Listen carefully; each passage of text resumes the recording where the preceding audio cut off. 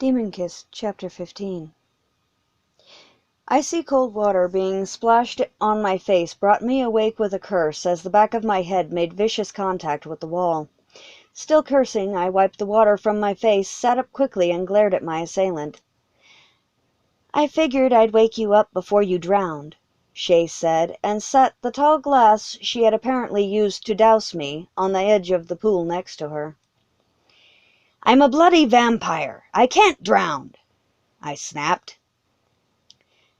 "Ooh, your English temper. I'm so scared. See me shaking?"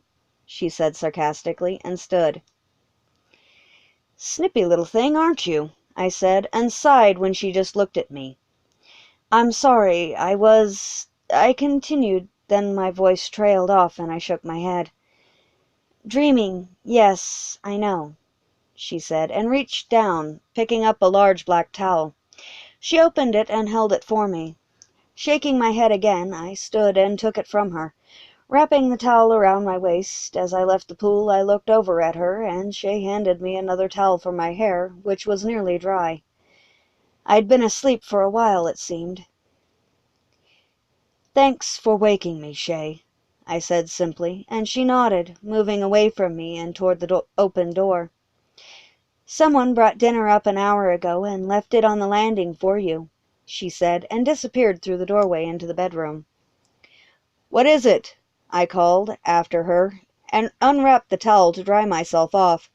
Shay's head popped back around the side of the doorway, and she ran a quick, appreciative eye from my head to my feet, pointed to the brush on the counter, then grinned and said, "Come see for yourself, cat," and vanished again. "Why do women do that?" I asked one of the statues, then shook my head and added to myself, "I truly must be mad to be speaking to statues." I finished drying quickly and pulled my clothes on. Leaving my shirt unbuttoned, I left the bathroom, and not seeing Shay in there, continued on through the doors and into the main room. I stopped in the doorway for a moment and just stared.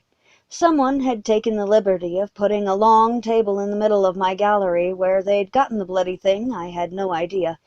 But it had 4 chairs around it and was simply laden with food. The table was not what held my attention, however. 6 of my more interesting figurines ran down the center of the table as centerpieces, and had napkins draped around them as dresses. The sheer sacrilege of that one thing left me so dumbfounded that all I could do was stare at them in horror at them. "Leave the stereo alone, Ash," Shay said, snapping me out of it, and I looked around the rest of the thankfully untouched room. Shay sat at the table reading the book she'd had earlier and playing with a fork. Her partner in crime, Ashlyn, was over in front of my stereo looking at the controls. "Why, don't tell me you enjoy this sappy crap," she said, and reached out to turn one of the dials. I was across the room instantly and grabbing her hand before she ever touched it. "As a matter of fact, my dear Ashlyn, I do enjoy this sappy crap," I said mildly, ignoring her gasp of surprise, and moved her away from the control panel. "Told you, Ash. He has a 6th sense when it comes to that thing, and he's very protective of it," Shay said, and added, without looking up from her book, "Come see what the other females brought you for dinner, Dom." "Who's the other chair for?" I asked as I led Ash to the table and put her trouble-making butt in a chair with a firm command to stay, which earned me a snarl that I ignored. "Cade. He said he wanted to speak with you over dinner about something," Shay said. I had just opened my mouth to reply when a vicious, blinding pain ripped through my head and dropped me to my knees beside the table. I heard the girls call out to me in alarm, but I couldn't make out what they said as a red-hot rage that was not my own invaded my mind and hazed my thoughts and vision in red. I couldn't respond to their panicked questions. It was all I could do to keep the sudden rage from taking over and turning me into the kind of mindless, blood-crazed monster I hadn't been in centuries.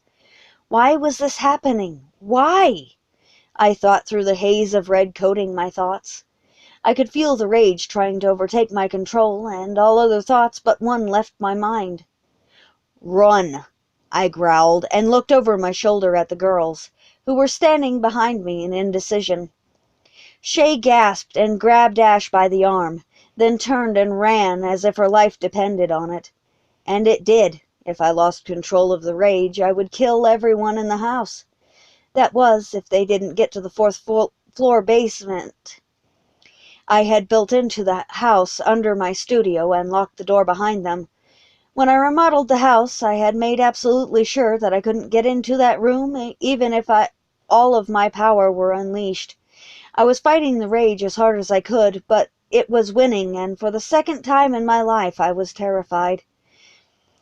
I knew what had happened the first time I had ever let rage take over my mind. I remembered every blood-soaked second of it, and I never wanted to do something like that again. I'd rather be killed. My control slipped a little, and my power flared, slamming the table and chairs away from me. Food and splinters of wood exploded across the room, several precious works that I had created over the last 15 years. Paintings, statues, busts, and figures were on that side of the room. Glass, chunks of marble, and slivers of wood hit the wall and fell to the floor. My power flared again, and I couldn't control it. It rushed to the surface of my mind, flaring outward from me in a destructive wave, and all I could think in that second was, "Please let the stereo and the girls survive." Then, as suddenly as the rage had come, it was gone, and I collapsed on the floor, weak, sweating, and shaking. Even the pain had stopped, thank the gods. "For fuck's sake, Isaac! Calm the fuck down! I need rest, not a fucking lecture!" An irritated female voice said in my mind, and I went completely still, shocked. The mental pathway that the voice was coming from had been closed for over 12,000 years. "I know you need rest. I'm sorry, Aaron. Go back to sleep. In all honesty, if I'd known you were telepathic and empathic to this degree, I would have kept a better hold on my temper." A deep male voice replied along the same path. "What the fuck?" I croaked and coughed. The question was echoed by the female voice a second later in my mind, and laden with so much fear that I could feel it. Another blinding pain shot through my head a second later, and I screamed in denial as the newly reopened door in my mind slammed closed again. I tried to stand, but my arms and legs were very weak and wouldn't hold me. I took a deep breath and smelled blood. A lot of blood. I pushed myself into a sitting position and looked around the room. There wasn't anyone laying on the floor in a pool of blood, for which I was grateful. My gaze tracked back to my body, and I nearly laughed like a loon. I was the one sitting in a quickly widening pool of blood. When I had fallen to the floor earlier, I'd apparently knocked one of the knives off of the table and must have landed on it when I collapsed. The knife handle was sticking out of my chest about 3 inches from my heart, and the wound was bleeding badly. I wrapped my hand around the knife handle and yanked the blade out so the wound could start healing. "Oh, fuck me," I muttered as blood began pouring from the wound. "Not on your best day, boss," Cade's voice said, and startled me. I hadn't sensed him in the room, and I froze as I realized that I had never been able to sense the man whenever he was around me. "What the fuck are you, Cade?" I asked, and coughed violently. The blade had nicked a lung, it seemed. I thought as I tasted my own blood in my mouth when the fit passed. "Your fucking keeper, that's what. I have no idea why I promised that battle-crazed female of mine that I'd watch out for your ass if anything happened to her the night before she died. You're a gods-be-damned pain in the ass," he answered, ripping my shirt from my shoulders and wadding it against the wound. "Who was she?" I asked, and his gaze shot to mine. "Lay. I promised Lay that if anything ever happened to you, I'd watch over you and kill you if you ever lost yourself. Truly lost yourself to the bloodlust again," he said, and rolled his shirt sleeve up to his elbow. As he moved, the hem of his shirt rode up a little, and I glimpsed an intricate black and red rose pattern tattoo that curled around his lower abdomen above the waist of his black jeans. The longer I thought about the glimpse of it I had seen, the more it looked like a very old branding to my mind than a tattoo. It had looked nearly identical to the one I had on my left bicep. Then it hit me like a kick to the head. "You and Lay were wed. For how long?" I asked, and coughed again. 30 years, 19 hours, and 3 minutes, he said, offering me his wrist, and I stared at him wide-eyed as the implications settled in my mind. I had known that I wasn't the only being that she had been magically wed to, but I hadn't known Cade had been one of her husbands as well, and wondered if there were others that I hadn't learned about while she was still alive. "You mean," I started to say, and he cut me off. "That I got her pregnant once? Yes, now feed," he snapped, and slammed his wrist onto my fangs. I grabbed his arm and would have pulled it away to demand he explain what pregnancy had to do with the brand, if not for his next words. "We'd been friends for 3 years before we made love for the first time, and we discovered that we were shifting mates. We were wed by fairy law the 3rd time we made love 3 months after that. She had slipped away from the guild hall one night and met me in the woods north of the keep. We had made love half the night, then we'd fallen asleep on the ground, and when we woke up the next morning we were both branded. She lost the baby a month later, though, and took to drinking that accursed black cohosh wine of hers to prevent becoming with child again," he said in a low, pain-filled voice. I swallowed once in sympathy, and that was all it took for my injury-induced blood hunger to take over, and I began to feed. After a few seconds, he pulled the wadded shirt away from my chest and grunted. "You're starting to heal," he said, and put the shirt back on the wound. My fangs disengaged on their own a minute later, and I closed the wound they left behind, then released his arm. Cade pulled the shirt off of my chest again and smiled faintly. "You know, you're the only vampire I know of that can heal that fast with only a little blood to help it along," he said, and stood, then offered me a hand up. I took it, and he helped me to my feet. "It's one of the benefits to being one of the more powerful of Lay's reclaimed vampires in her bloodline. Too bad my artwork can't heal like I can," I said, looking at the destruction again. "It can be replaced because you can recreate it. You, Memory Keeper, cannot be replaced," he said, and headed for the stairs. "Did Lay teach you how to hide your presence from me?" I asked, and he paused. "Yes," he answered after a moment, and I nodded to myself. "So that you would be able to kill me, I take it?" I asked, and he nodded, then vanished down the stairs. I still had questions for him about the rose brands, and I'd have a chance to ask them later. For now, though, I had the answer to an unasked question I'd had for 15 years regarding his insistence on moving into my home, and his presence in my house made some sense to me. Now, I had wondered why he came with Mikhail and the girls all those years ago. Now I knew, and it made almost perfect sense. I stripped off my blood-soaked pants and dropped them on the bloodied floor, then headed for the bathroom again to clean the blood off and get more clean clothes. When I returned to the main room 15 minutes later, all that was left of the wreckage was a few spatters of blood and some deep scratches in the wood floor from my fingernails. "Ash and I cleaned up the mess," Shay said, coming up the last few stairs. "Thank you," I said, and returned to the bedroom, where I fell face first into the middle of the bed. I felt the mattress dip next to me, and turned my head to see Shay sitting there. "Are you still not afraid of me, Wolf?" I asked gruffly, and she laughed. "If I was afraid of you, now, Dom, then I wouldn't be here," she said, and shrugged. "You have no sense," he told her exasperatedly, and she laughed so hard she fell off of the bed. I pulled myself farther up onto the bed, rolled over onto my back, and sat up to look down at her. "Is something funny?" I asked, and she nodded as she gasped for breath. "You're not the first man to tell me that, in that tone of voice," she said, still giggling. "Crazy female. I wonder who was the first to realize you were senseless," I said, and she stopped giggling.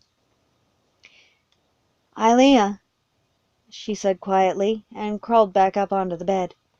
Silence descended between us, and I laid back down, thinking about that for a few minutes. "Care to share the memory?" I asked finally. "It's probably one you already know," she said in a sad, musing tone. "Come now, Shay, how can I know the story if you don't tell me it?" I said, and rolled over to face her. She was laying on her back with her eyes closed, and had her hands behind her head. Propping myself up on one elbow, I reached out and traced one finger gently down her cheek to her chin. "I know you already know the story, Dom. I read the book with that memory in it yesterday," she said sadly, and rolled over onto her side, facing away from me. She curled into a small ball, and I sensed that she was now fighting tears. I much preferred Lay's wolf laughing at me rather than her tears. Being laughed at was nothing I couldn't deal with. Tears, though, I'd never been very good at dealing with tears, and especially tears that were caused by something I'd said. Though how I knew that these were my fault, I truly had no clue, and I was equally clueless as to how to make Shay laugh again. "You're right, I have read the memory. Hells, I think I may have even witnessed some of it firsthand. But I always enjoy hearing the other party's side of things," I said. "You were in his mind at the time, I think," she said, voice sounding strained. "Come on, Shaya, share. It helps. Trust me, it helps," I said. "Persistent cat," she said with a watery laugh, and sniffed. "Stubborn wolf," I returned, and looped my arm around her waist, pulling her to my chest. "You and Lay were so close, mentally, that I was jealous sometimes. At other times, the very thought of being that close to anyone scared me senseless," she whispered, after a moment. "It wasn't easy for either of us, I believe, though she seemed to have a better handle on our connection than I did at times. I often wondered over the years since she died if perhaps it would have been easier to love her were she not in my head every hour of every day," I said, and she shifted over to her back in my arms to look up at me. "We all loved her, Dom. Some loved her more than others, but we all loved her," she said. "Yes, we all loved Lay. Some had even given her their heart. But did any of us have hers in return?" I said, releasing her and rolling off the bed to my feet, suddenly so angry I couldn't stay that close to her. I sensed Shay's confused anger and nearly laughed. "Well, at least she's not crying," I thought darkly. Here I'd been trying to make her laugh, and all I'd done was piss us both off. I didn't even really know why I was mad. Wait. Yes, I did know why I was angry. I'd gotten a taste of that long-dead connection once more an hour ago, and now it was gone again. That one brief moment when the door was open again had reopened a hole in my heart that had taken centuries to heal, and I didn't know how to deal with it, or if I even wanted to try. Grimacing slightly in pain, I put a hand to my chest over my heart, feeling its sluggish beat, and blaming the pain on my recent knife wound, even though it hadn't been directly over my heart, and there wasn't even a red line to mark where it had been anymore. I had intended to work in the gallery tonight, but I suddenly wanted out of the house and away from the people in it. Striding to the closet, I grabbed a long leather duster from a shelf.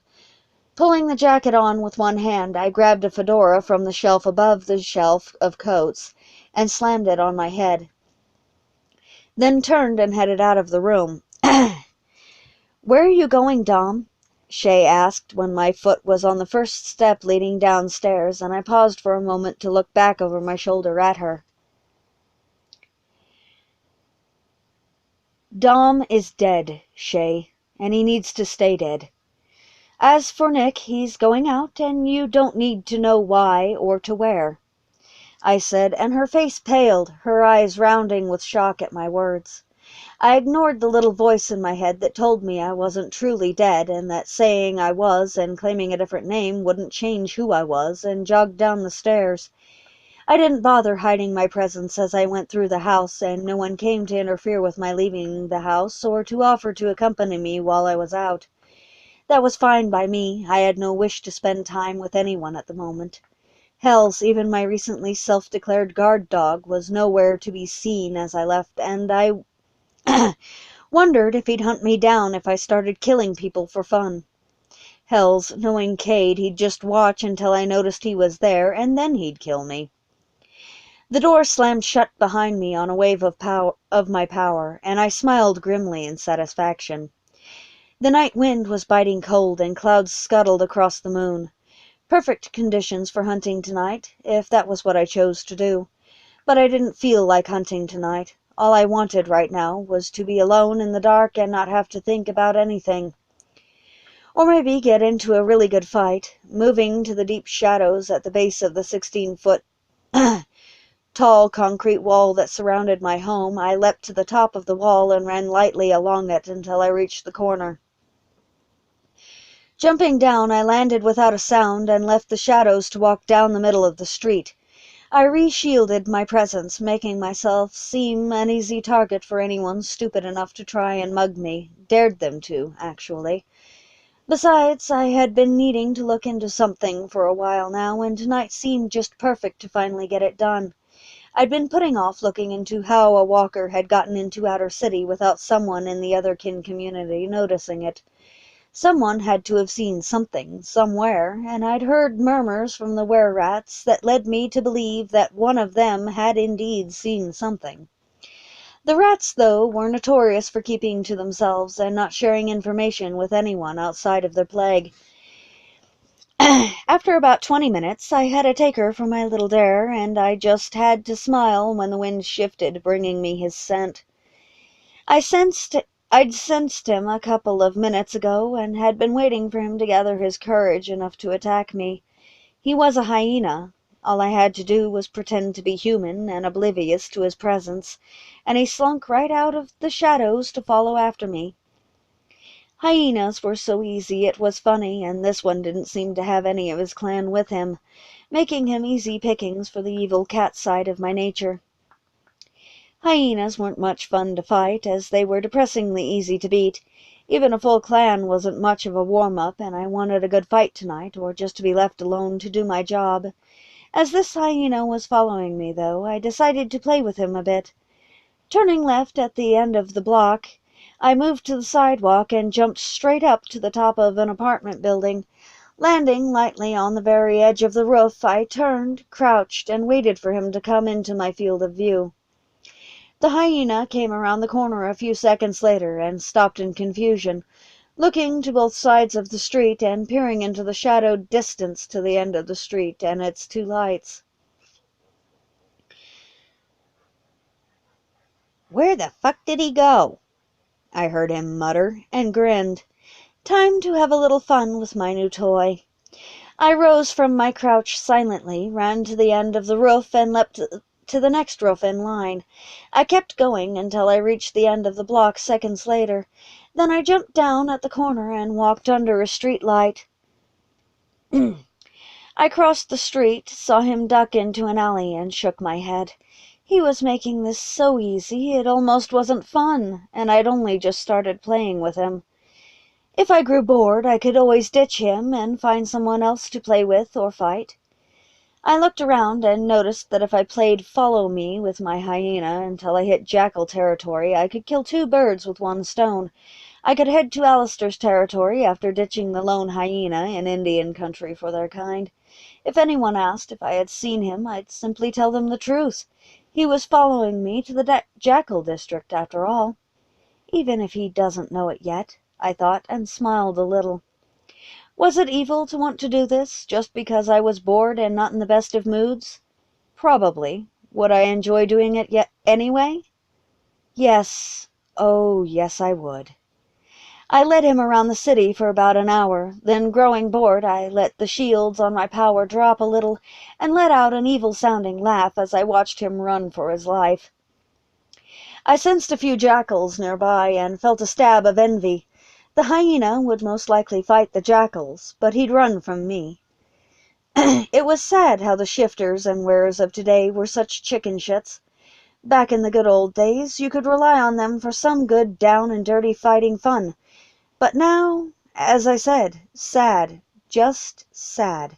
Unless you ran into a lion or bear, then you could have some fun. Or a level 3 master vampire whom just happened to bother you and hadn't the sense to fuck off, I thought as I sensed someone above me for the 9th time in 15 minutes. It is amazing that you still find something like that amusing, a deep, French-accented voice said from above me, and I closed my eyes for a moment. I had been hoping that he'd leave me alone. Sneaking up on me is hazardous to your health, Lucian, I said, and heard him snort. There has not been anyone who could sneak up on you for centuries, my old friend, he said, and dropped to land on his feet beside me from the fire escape above me. What do you want, Bat Boy? I asked, and started walking toward the warehouse district. He made a rude noise, then started cursing me in French when I outpaced him on foot and finally took to the air to keep up with me. You have started to become a problem, my friend, he said. And this is news how? I've always been a problem, Luke, I said, and took a left down Vine. Not for Alistair, but I did not track you down to argue semantics, he said, and I rolled my eyes. Semantics? He called every fight Alistair and I had ever been in with each other no problem? And everyone called me crazy. Luke was nuts on steroids at this point. Speak plainly, Belfry dweller, I said, and took to the roofline. There hasn't been a decent belfry around here for over 200 years. Believe me, my friend, I have looked, he said sorrowfully. I could sense him behind me and shook my head. Lucian always was a stubborn bastard. What do you want, Lucian de Grace, 4th Commander of Ilea Blackthorn's line? I asked telepathically, using his full true name and title among the Bloodline Council.